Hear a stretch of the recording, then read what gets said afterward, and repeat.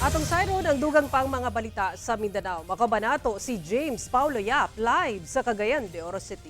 James? Salamat, Sara. Napulo ka magbanay ang apektado human nasunog ang pipila ka kabalayan sa General Santos City. Sumala sa ubang residente, posibleng dunay nagbubuo og gasolina hinungdan sa sunog. Samtang nasunog sab ang 8 ka tindahan sa usa ka public market sa Parang Maguindanao del Norte.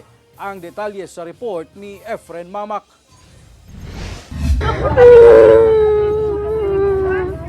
Gipukaw sa nagdilaab nga kalayo kini mga residente human nasunog ang pipila ka balay sa Barangay Bula, General Santos City pasado alas 3 sa kadlawon adlaw Miyerkules. Gilayon kining girespondihan sa kabomberuhan. Nadeklara kining fire out human ang halos usa ka oras.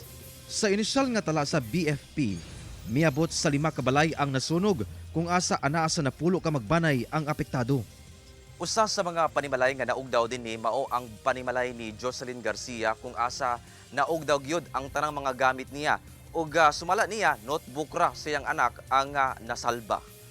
Wa gilain nga nakuha kay dali-dali gud ang paggawas kay naa naman sa duol. Sumala sa ubang residente, nagsugod ang sunog sa usa ka boarding house.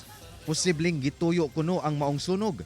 Katong pagkasunuga to, murag ginatuyo jud daw.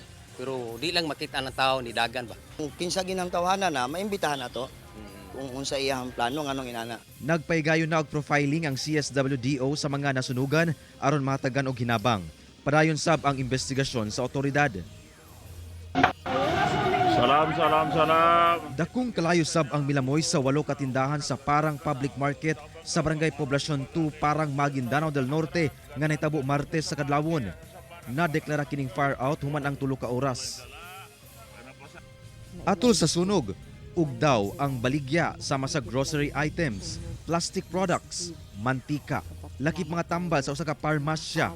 Gibana-bana ang mabot sa 1.8 million pesos ang danyo sa sunog. Posibleng electrical issues ang hinungdan sa sunog.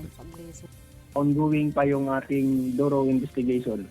But may initial kami na nakalap sa mga witnesses doon na maaaring kuan ito sir sa wiring. Kasi nangyari ito ng madaling araw, pagdating sa area nakapadlock pa yung kuan na kung saan yung nagmula yung sunog.